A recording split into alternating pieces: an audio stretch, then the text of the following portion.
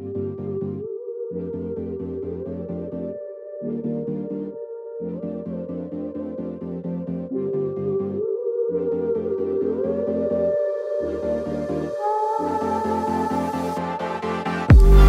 talked before about reacting versus responding. The difference being, in my opinion, that reactions, well, they're often done without any real thought, or in fact, any thought at all. Imagine that you put your hand on a hot stove. You don't really think about it to take it away.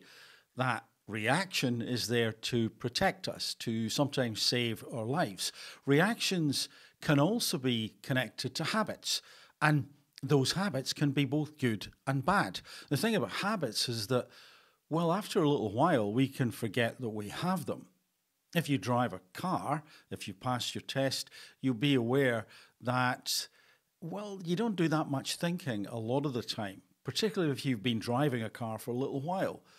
You're on a kind of autopilot, and yet if someone cuts in front of you and they're too close, then that autopilot is switched off and you're fully present. And the idea is, it is suggested at least, that because the brain is energy intensive, then it likes to find ways to not use as much energy. And if you think about it, when you're using that autopilot, when you're cruising along and driving without thinking about it, but still safely, then it isn't quite the same cognitive load as studying for an exam. And yet, those habits, as I've suggested, can be bad, and those reactions can sometimes be bad. Responding, on the other hand, implies cognition. It implies consideration. It implies nuanced, subtle, wider, sometimes lateral thought.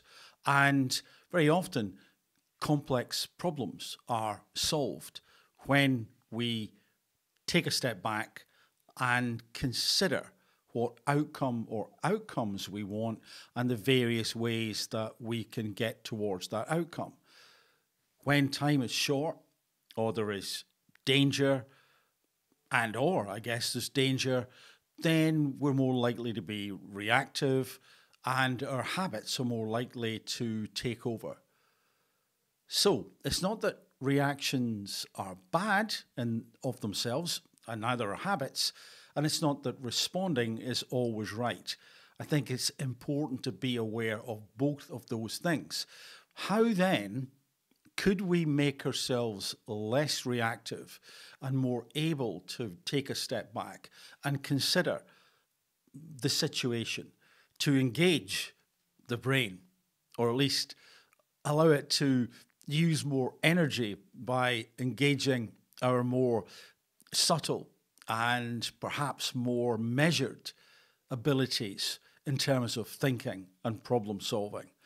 Well, there are different ways that we can do that, but I wanted to bring your attention to, I guess, the first thing would be to mention something called cognitive distortions. And I don't really like that word or that phrase, so I'm going to call these things that I'm about to show you perhaps more perception traps or thinking traps. There are a lot more that I'm going to go over here. However, I thought you might like this particular approach to considering how you, me, all of us could be less reactive, or indeed overreactive, inappropriately reactive, and even when our habits want to take us in one direction, to be able to at least think about stepping back and considering, well, more than just this one option that we were probably about to take. So let's begin with this. So what we have here is the phrase over generalization. And what does that mean? And what has it got to do with little dogs? Well, it's an example that's often used to highlight what overgeneralization can mean. First of all, up front, I think it's important to say that we generalize many things. we need to use shorthand. We need to make assumptions in life. Most of the time, if you head towards a door, unless you know that door and there is a handle on that door, you will presume that you push the handle down. Some doors, of course, you pull the handle up or move it in a different way. So we use these generalizations to survive. However, let's just say that you have had an incident with a dog in the past, and that's made you really fearful of dogs. And yet we know logically that most dogs are actually very well behaved. And that is very much an overgeneralization to presume that every single dog is dangerous. Now, I know, and I will say it myself, that there are certain situations where I think it's important to remember that just like people, dogs can have bad days, and they shouldn't be put in situations where there may be vulnerable people around them and the dog isn't supervised. Also, I think it is fair to say that these generalizations can appear as the result of some sort of phobia. And that's a different conversation for a different time. So I'm not talking about something that is phobic, although it could be, but it's not what we're going to cover here. So this idea then about overgeneralization, let's presume that you've been told that the management team in a particular organization are really poor, they're very toxic, and they bully a lot. And then you observe an interaction with one of the managers in this management team, and they're looking around the meeting that you are in, and Jane puts her hand up, and the manager says, I'm sorry, we're out of time. We'll have to come back to that next time we meet. We'll address the question, whatever it was, later. Now, this is just an example, and a kind of basic one, and in some ways slightly too simplistic, but hopefully you get the point, because I want to be as pithy with this stuff as possible, because there are a few of these to get through, but this list is not exhaustive. So what are we capable of doing at that point in time? Probably, at least I would be, to go, you absolute so-and-so of a manager. That was disgusting. I know about you people. You're rude. You tend to bully folks. And Jane had a very valid question, and you cut her off because you totally dismissed what she was about to say, even though it could have helped you and your toxic team out.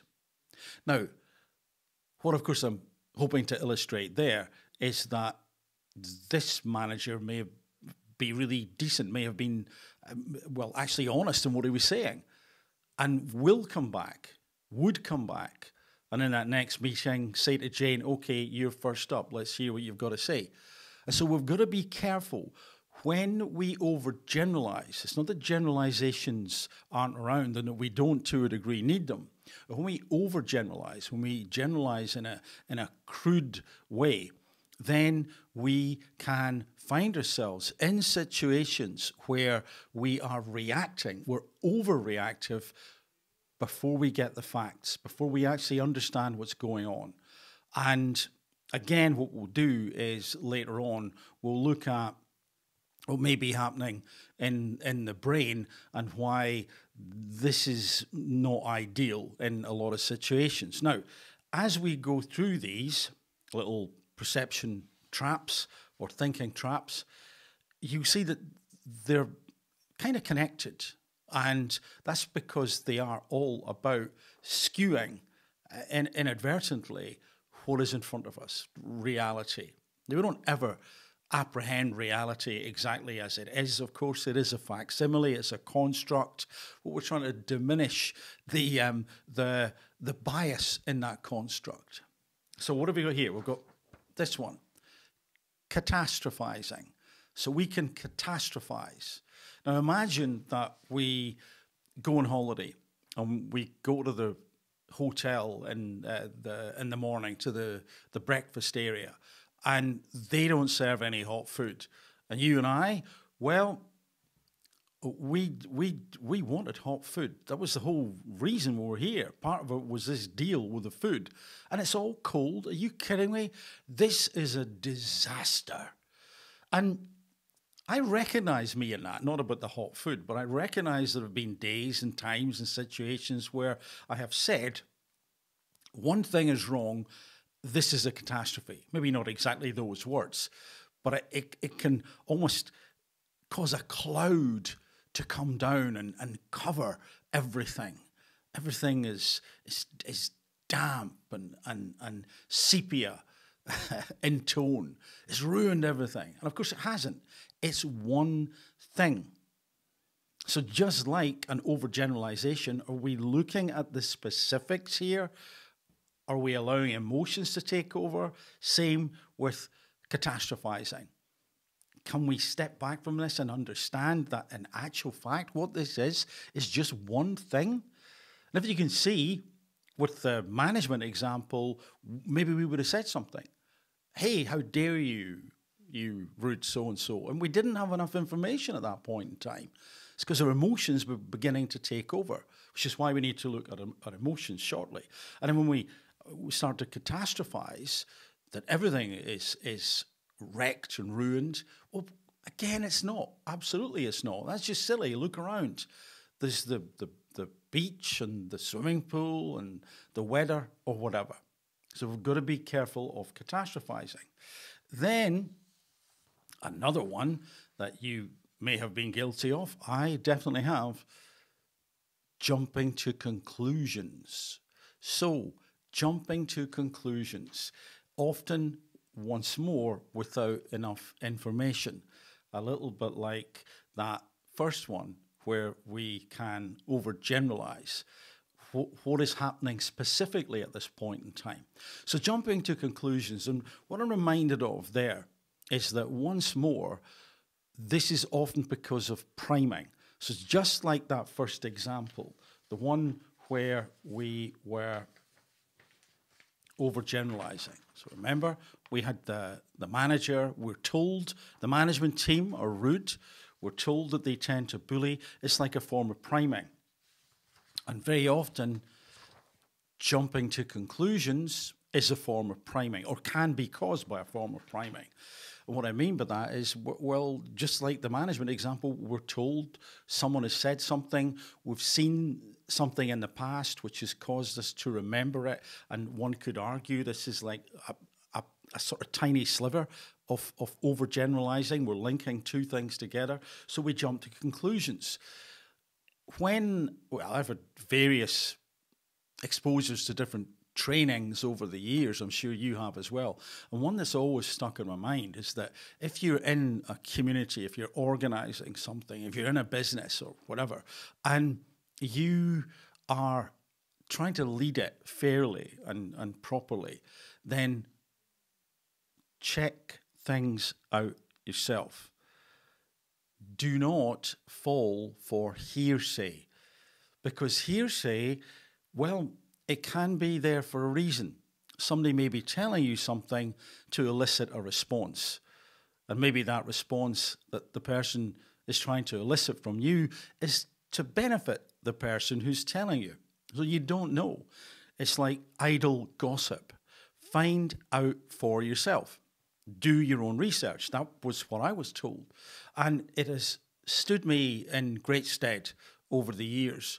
And it's often why I'll say, do your own research. What I'm really saying in a lot of ways is don't jump to conclusions. Don't believe me. Don't believe other people. Check several sources. Be calm when you're doing it. This is important. Emotions are important. I'll come back to this, as I promised, later on. But don't jump to conclusions. Take a step back. Then, what I want to do is to look at I suppose, something that I think will help, along with a few other bits and pieces. But I'll use one image to help us. So here we have sleep. So sleep. I don't mean like a hypnotist. I mean that sleep is really important. Sleep helps us to smooth out those distortions. It helps us to see things more acutely, closer to how they actually are. Because when we don't get enough sleep, well, sleep is responsible, or at least the process of sleep and its various stages helps us to replenish energy and cells, consolidates memory, formation and retention, and also it can do something in terms of processing emotions, very often to take away the edge of those emotions in different ways. And there are different theories about what's going on, but you'll know yourself that if you haven't had a good night's sleep, or perhaps several good nights' sleep, what happens, you waken up and you feel very often tired, but sometimes just kind of totally off kilter, and your emotions may be raw. You may be overly emotional. You may find it more difficult to regulate your emotions. You may flare up and react much more easily. So getting a good night's sleep is important. And in that same ballpark, I would say exercise, the right kind of exercise for you, and where possible, getting out in nature. So we know about those things, but I think it really is important to mention them, because without sleep, in particular, we can really flare up and overreact. It's harder to step back. It's harder to access that more nuanced style of thinking. Yes, of course. Do you know what I mean, don't you? Don't you? That not exact likeness, but more facsimile, is, well, it's to represent the big picture. Always attempt to think about and look at the big picture. The big picture can help with us metaphorically stepping back and not reacting or overreacting or reacting inappropriately. Now, hold on a second. What do you mean the big picture? Well, it's kind of meant to look a little bit like Oppenheimer. And Oppenheimer was, of course, the very successful movie that was shown in IMAX, and it had, a spectacular amount of success. So it was in many ways a big picture. Sorry, bit of a joke, couldn't resist it. But if you're watching the video this far, hopefully it'll pique your interest and perhaps even give you a bit of a smile. So Oppenheimer, the big picture. The big picture being, when you're faced with a situation, what is important to consider is, how do you want to proceed? Stepping back and looking at things more widely, and then considering what you may want to do is crucially important. But how you want to proceed, well, we have to give ourselves some guidelines. So a couple of ways to think about this. What is your goal immediately, the outcome you want from this interaction or this situation, and or what is your long-term goal? Is it to be in this situation right now that you can feel yourself beginning to react to? Is it to walk away without an argument? Is it to not find yourself dragged in, being triggered by these other people? Is the longer term goal to get promotion, or to perhaps continue to generate more relationships with people and find ways to get closer to them, to connect, and knowing that you flaring up isn't going to do that? And that doesn't mean to say that we don't speak up when something is immoral or unethical or there is bullying. I don't mean that. And that may cause a reaction, and that may well be absolutely well-founded. What I'm saying here is that what are the choices? But the choices in terms of response rather than reacting, well, they have got to be aligned with something. Your values, perhaps. Who do you want to be? Who are you attempting to be? What does this best version of you look like? In that moment, how would this best version of you act? How would they respond? How also would this version of you respond if they wanted to get that short and or long-term outcome from this situation. And you may be saying to yourself, well, I don't know if I can actually do that. Well, newsflash, spoiler alert, sometimes you can't.